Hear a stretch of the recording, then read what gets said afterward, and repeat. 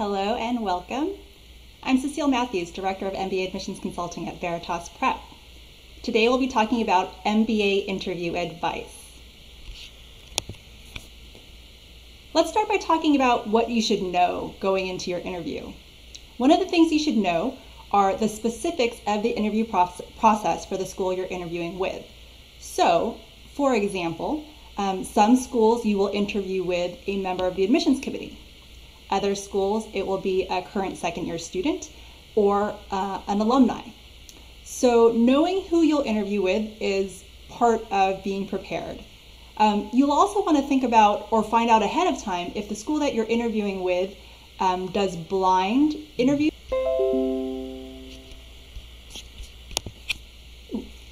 Let's also talk about what the admissions committee is looking for. So they're looking to learn more about you, as well as assess your fit for the program. Now let's dig into that a little bit. When I say that they're looking to learn more, they want to understand how you think, what motivates you, why you've made the choices that you've made. If it turns out that it's a non-blind interview where they have read your application, they may be looking for clarification on certain things that they read in your application. They may have questions. They may want to probe on specific areas to better understand the situation or the circumstances. Another thing that they will be looking for or evaluating in your interview are your communication skills. Those are really important in MBA programs as you'll be participating in class discussions and projects and recruiting and representing yourself as you go forward in the business world. So having sharp or strong communication skills is something that they will be looking for. All right, so let me go ahead and get to my number one piece of advice, which is be prepared. There's a lot of ways that you can get prepared for your interview. One is to know the questions that you'll be asked. There's actually some great resources available to know what questions are typically asked, even at the specific schools that you may be interviewing with. I've listed a few of the questions here. Let me say that one of our partners, Clear Admit, they have an interview report bank where people who have recently interviewed with schools will submit the questions that they received, as well as talk a little bit about their experience. So you may want to refer to something like that as you prepare for your specific interviews. But like I said, I've listed some questions here that are typical. So you may be asked to, start off by tell me about yourself, walk me through your resume, why do you want an MBA, why now, why this school, and then behavioral questions like tell me about a time you demonstrated leadership or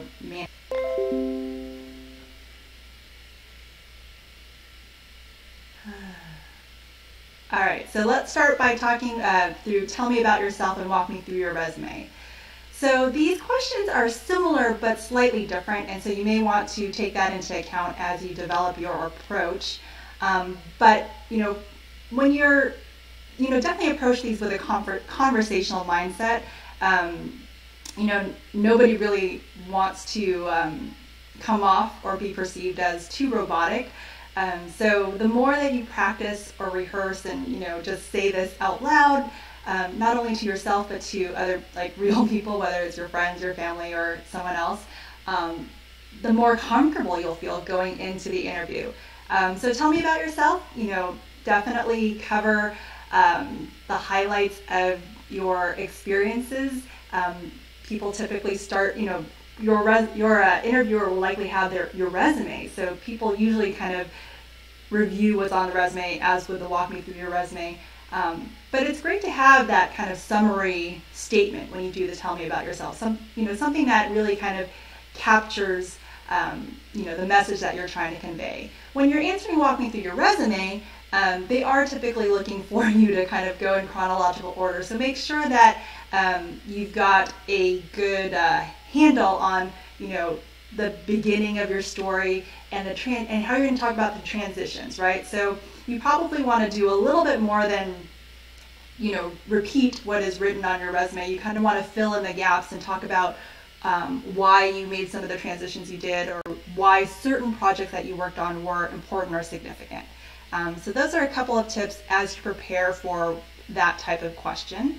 Why an MBA, why now? So that one you've likely prepared a strong answer to in your application materials, in your essays. So that one you don't kind of have to start from scratch. You probably should revisit the essays that you've already written and remind yourself and practice saying out loud, what you've written. Why this school? That's probably, one of the most important questions in the interview, because it is one of the ways that they'll be able to assess the fit, right? So really being able to express enthusiastically, your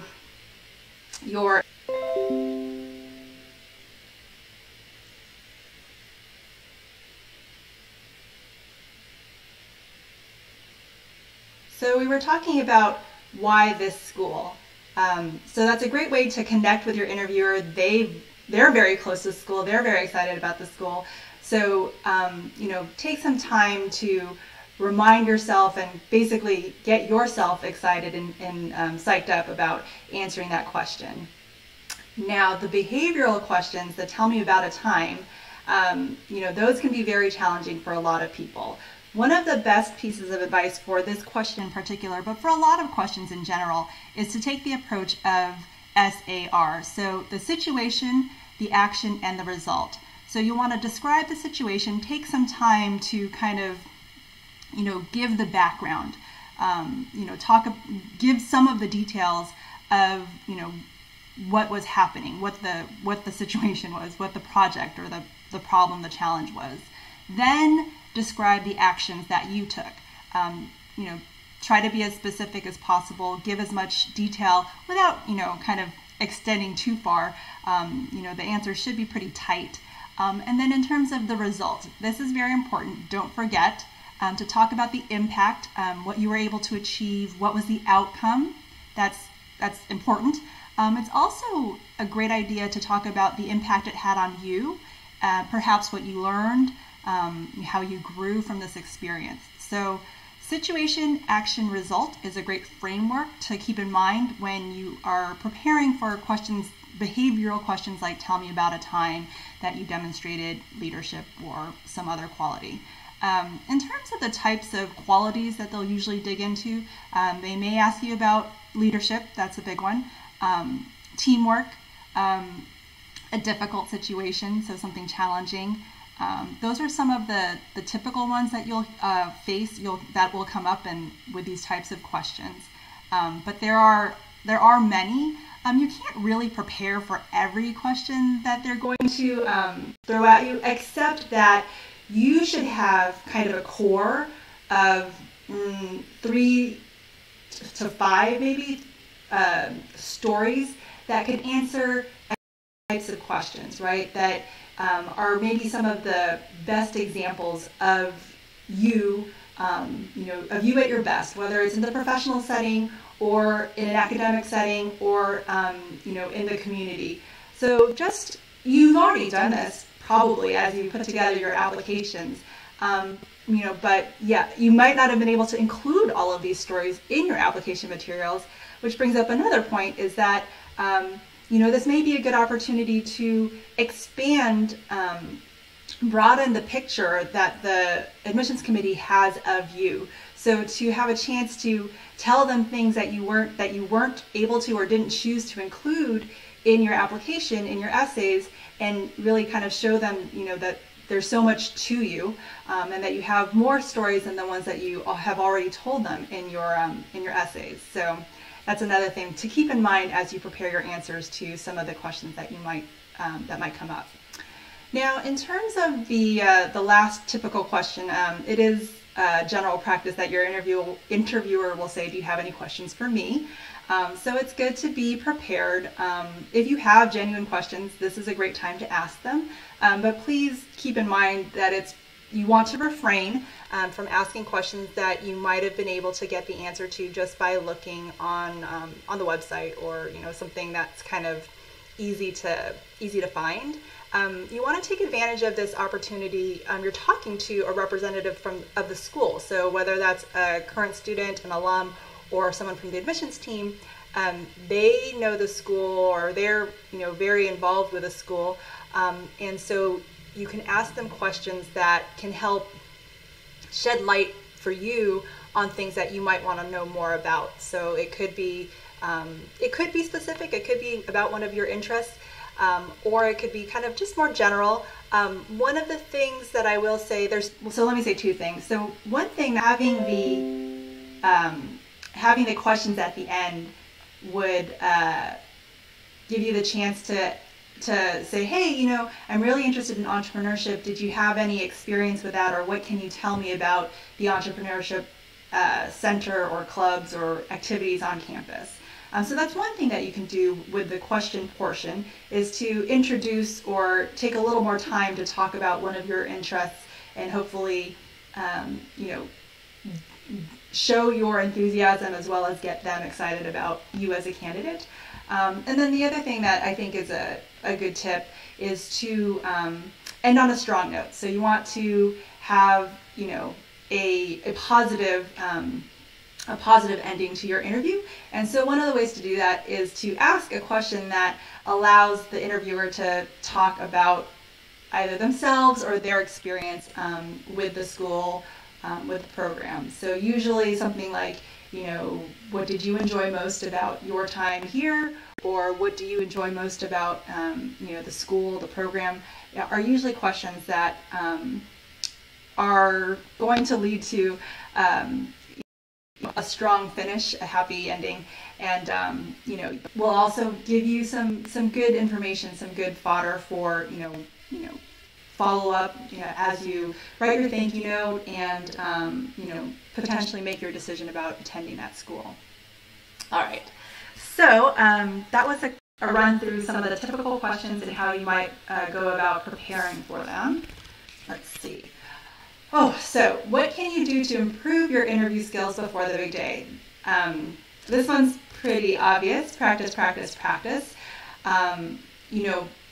Practicing your answers is a good idea. So thinking about the questions ahead of time, developing some answers, and then you actually want to start saying them, like just so you get comfortable with the words or how the phrasing and how you describe something. So practice saying it out loud. I know that it's pretty common advice to practice, interviewing or talking in a mirror. So if you can push yourself a little bit farther, I would strongly encourage you to practice with a friend. You can just have them ask you some questions and you practice saying your answers to them, and just see how they react or what they think. And the more practice that you have, the more comfortable you'll become with delivering your answers. So that's kind of step 1 and 2 of practice. But I would say that step 3 of practice, I would strongly encourage you to consider working with a professional, working with somebody who has experience interviewing. So it could be an MBA admissions consultant, or it could be just somebody that who has done interviews for business school programs. Because I think that that's really going to kind of help you get to your best answers and your best delivery, because people who have interviewed numerous candidates before just have a better perspective on what a good answer is, how to improve the answers that you've developed, so they can give you kind of specific pointers and advice for you to improve how you interview, your interview experience. So that's a couple of thoughts related to practicing or preparing for the interview. All right, so this is that you are interesting and intelligent and would be an enjoyable member of the class.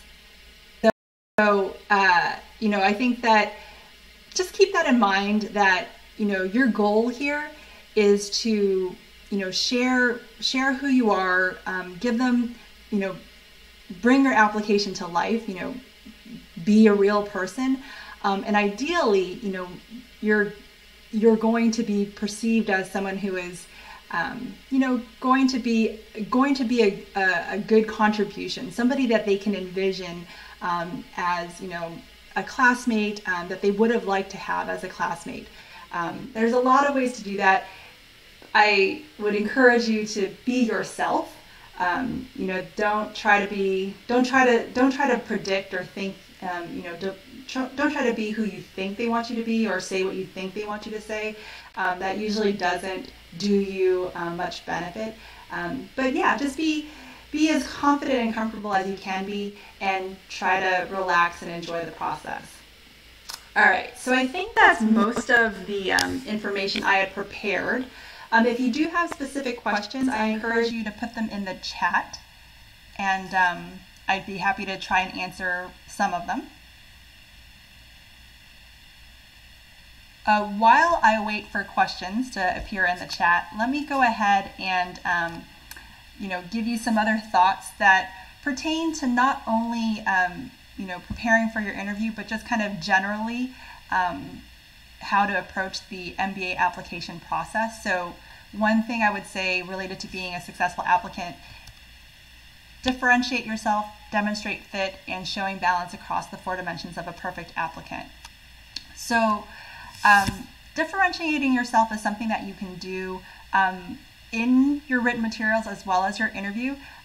It is how you will stand out, what makes you uniquely you.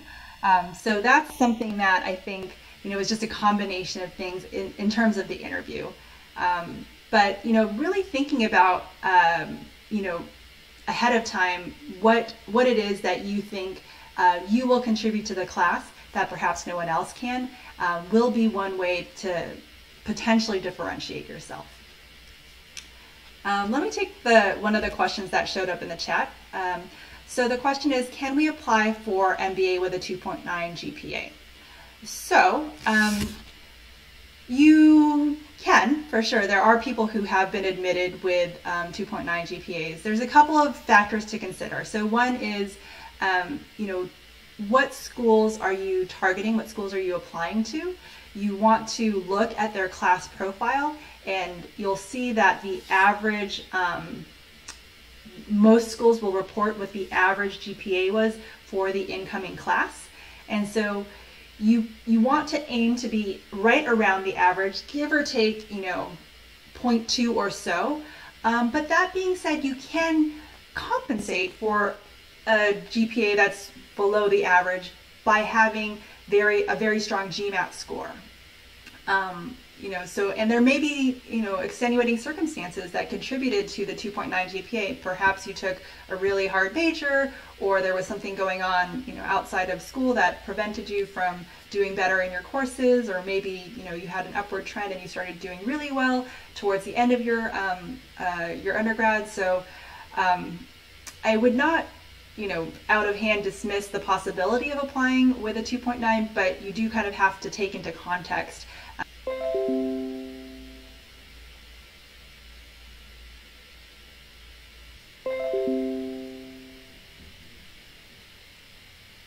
So the next question is, what if I don't have much co-curricular activity engagement in my working career? So if you mean community involvement or extracurriculars, so doing something outside of work, that's a great question. You can be admitted with without extensive extracurricular activity, but ideally you would be able to incorporate or demonstrate that you are able to do more than work. One of the main reasons that schools are interested in your extracurricular activity is, will you be active on campus? Will you be, leading clubs? Will you be putting on workshops? Will you be doing things that really contribute to the student experience?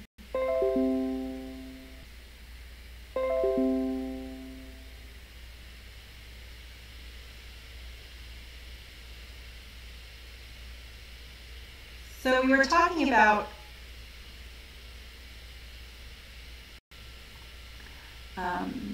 if you need some specific ideas on how you might be able to get more involved or work some extracurricular activities into your life. We actually have an article about that, and I'll try to post that on Facebook or something.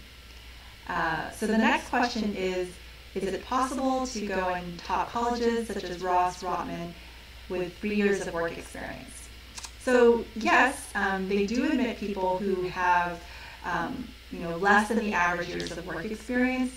Typically, though, they will be looking for you to be able to demonstrate that you've been able to accomplish in a shorter amount of time what many usually take 4 or 5 years to accomplish. So they're really going to want to see that you're on a strong trajectory at work, that you have taken on certain levels of leadership, that you've progressed and potentially been promoted early. So that's how the type of people who get admitted with fewer than the average years of work experience, 3 or so, are typically able to demonstrate strength in some of the areas that they're looking for, whether that's impact or leadership at work.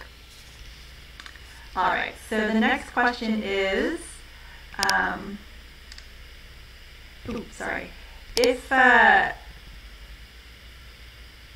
if you have a low GPA, what does the university value more, experience or grades? So the way that the admissions committee will evaluate you as an applicant is they will be looking at you on a few different criteria. So one is academic ability, a second is your professional experience, and then there's everything else.